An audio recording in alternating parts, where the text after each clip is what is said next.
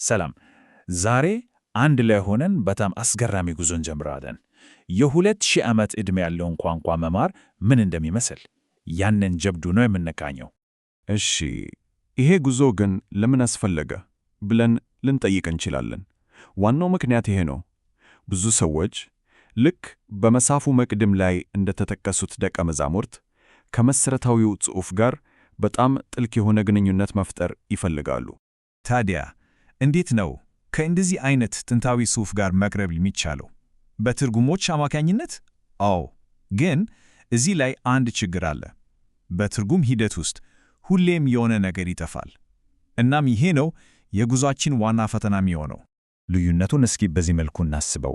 ትርጉም ማንበብ ልክ አንድን የእግር ኳስ ጨዋታ በሬዲዮ እንደመስማት ነው። ውጤቱን አሁን እናውቃለን። ነገር ግን በኦሪጂናል ቋንቋው ማንበብ ጨዋታውን ባለ ከፍተኛ ጥራት ቴሌቪዥን ላይ እንደመመልከት ነው።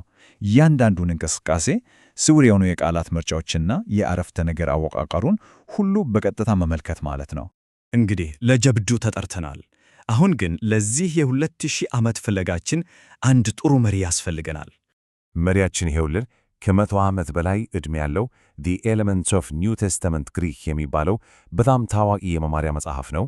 ታሪኩ የሚጀምረው ከ1914 ነው። ከዚያን ጊዜ ጀምሮ ይሄ መጽሐፍ በ3 ተለያዩ ደራሲያን እየተሻሻለ ከ100 ዓመት በላይ ለብዙ ተማሪዎች እንደ ዋና መማሪያ ሲያገለግል ቆይቷል። ይህ ረጅም ታሪክ በጣም አስተማማኝ እንደሆነ ያሳየናል። የዚህ መሪ ፍልስፍና በጣም ቀላል ነው። ጉዞውን በተቻለ መጠን ግልጽና ቀላል ማድረግ። ዋና ዓላማው የግሪክ ሊቅ መፍጠር አይደለም።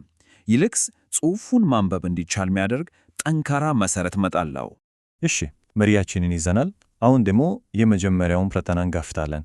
ይህም የግሪክ ፊደላት ናቸው። በጨረፍታ ስናያቸው የምናውቀውና እንግዳ ነገር ቅይት ነው ይመስሉት። አንዳንዶቹ በጣም የተለመዱ ናቸው፣ እንደ አልፋና ቤታ ያሉ ማለት ነው።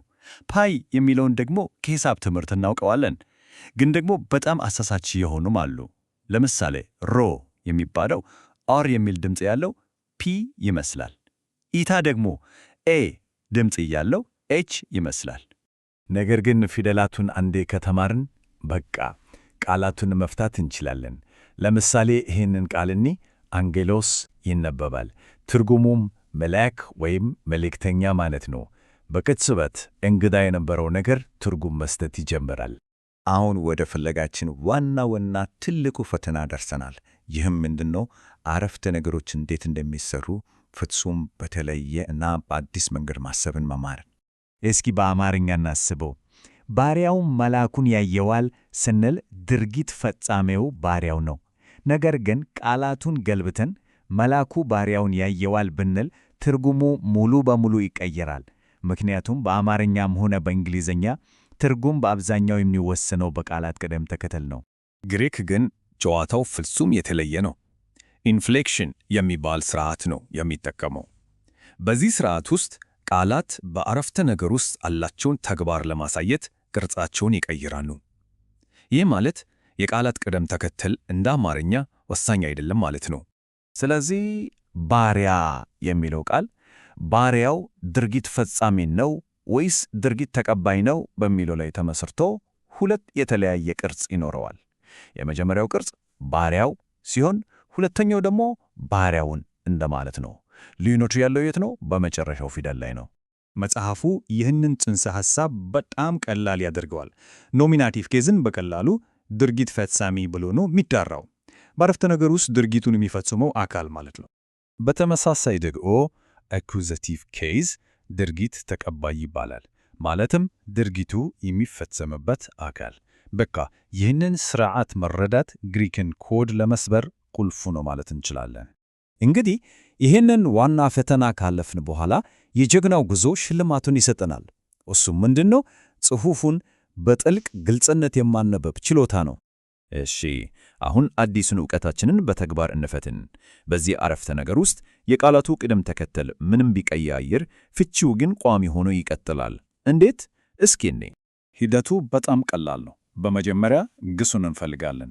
ለጌ ይናገራል። ከዛ ድርጊት ፈጻሚው ማን ነው? መጨረሻው ላይ በመመስረት ሆ አንጌሎስ መልአኩ መሆኑን እናውቃለን። ድርጊት ተቀባዩስ? ቶን ሌጎን ቃሉን። በመጨረሻም ቱቴው የእግዚአብሔር። ስለዚህ አረፍተ ነገሩ በግልጽ ይገጣጠማል። መልአኩ የእግዚአብሔርን ቃል ይናገራል። በጋ ሽልማቱ ይህ ነው። በቃላት መካከል ያለውን ግንኙነት በቀጥታ ለማየት የሚያስችል በጣም አስደሳችና ጠቃሚ ችሎታ ማግኘት፣ በትርጉም ላይ ብቻ ከመመካት ይልቅ የጽሑፉን መዋቅር በራሱ ቋንቋ መረዳት መቻል። ወደ ግሪክ ቋንቋ የሚደረገው ይህ ጉዞ ከትምህርታዊ ዕውቀት በጣም የላቀ ነው። ዓለምን የቀረጹ ጽሑፎችን የማነበብ እና የመረዳት አቅምን የሚቀይር ፍለጋ ነው። ይህ ቋንቋ በራሱ አወቃቀር በትርጉም ውስጥ ሊጠፉ የሚችሉ ስውር ትርጉሞችና አጽንዖቶችን ይዟል።